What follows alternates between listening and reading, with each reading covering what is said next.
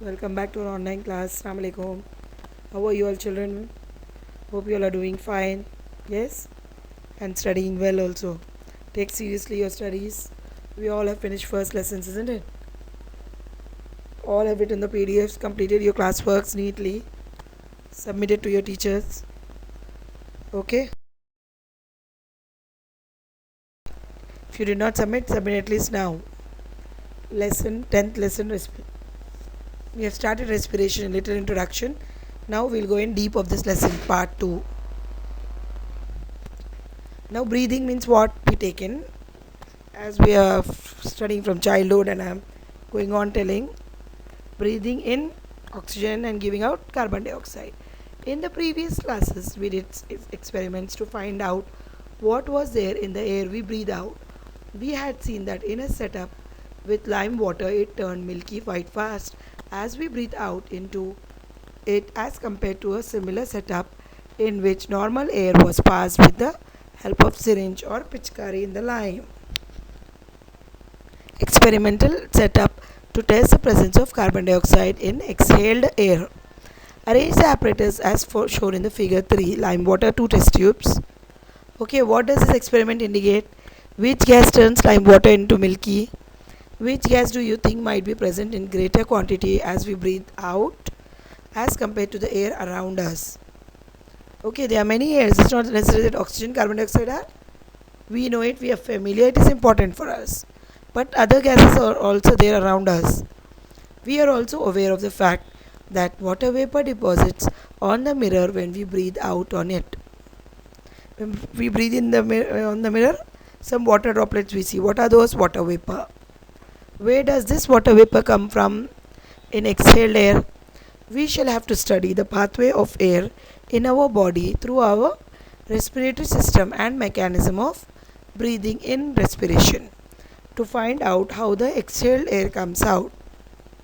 By respiratory system we usually mean the passage that transports air to the lungs and to microscopic air sacs in them, which are called alveoli, where gases are exchanged, and vice versa. Gases are exchanged between and the blood vessels and vice versa.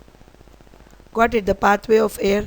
See the diagram, learn to draw it. Let us observe the pathway of air from nostrils to alveoli. Nasal cavity, nostril, epiglottis, the pharynx, larynx and trachea. Bronchi, bronchioles. Lungs are the most important respiratory organ in human beings.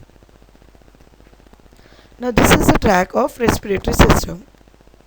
Air usually enters the body through the nostrils. Nostrils to nasal cavity. Air is filtered. The moist surface of the lining of the nasal cavity and the hairs. What happened? The hairs are there, small hairs in the nose. They take the oxygen inside and they remove of the tiny particles of dirt in the air. They purify the oxygen we take in. In addition, as the inhaled air passes through the nasal cavity, its temperature is brought close to that of the body and it takes up water vapor so that it becomes more moist than before. Warming. Next step is warming and moistening.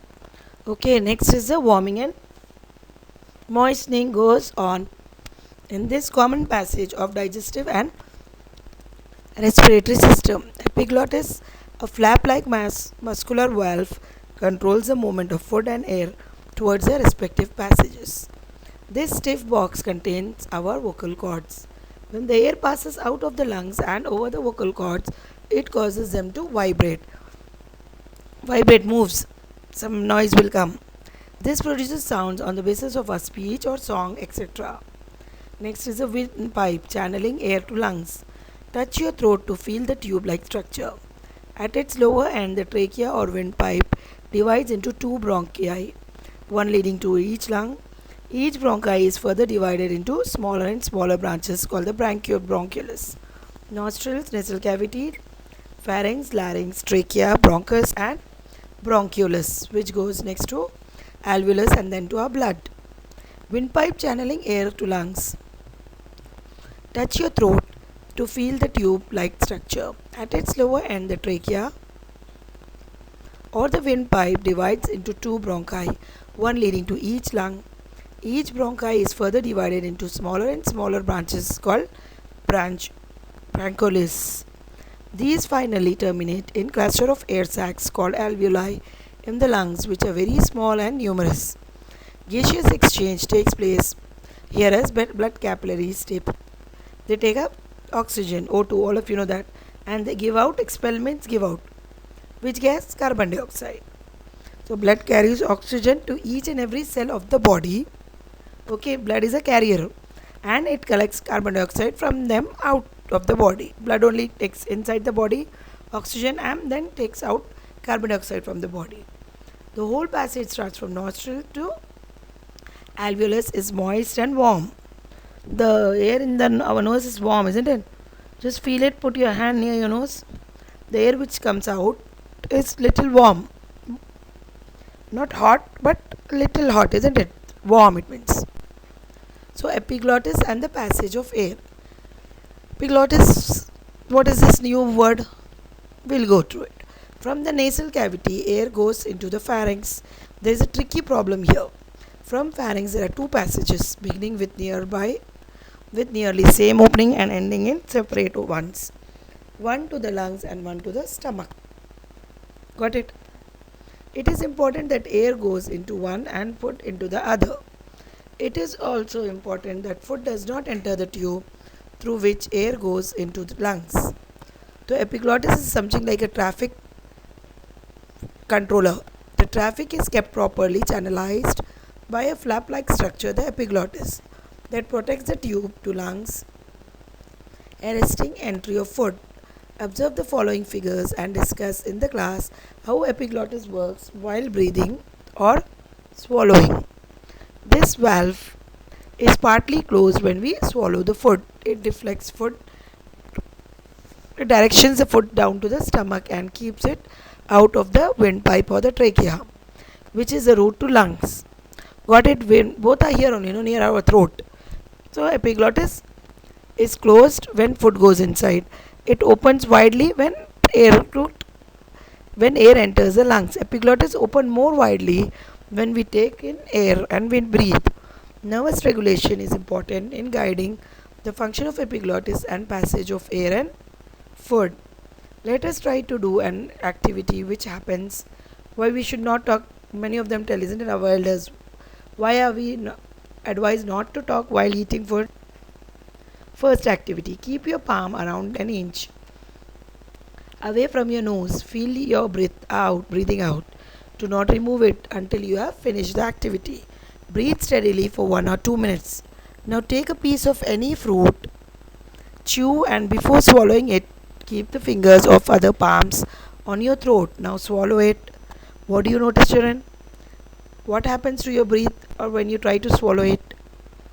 What is helping you to swallow without deflecting it to the windpipe? Mechanism of the respiration in the human beings. We know that breathing is the process of inhaling and exhaling. The organs involved are mainly the lungs. You can't see your lungs, but it's easy to feel them in action. Put your hands on your chest, okay, and breathe in very deeply. So you will find your chest gets slightly bigger when you breathe in. Now you breathe out the air, the chest comes to the regular size. You have just felt the power of your chest. See the diagram?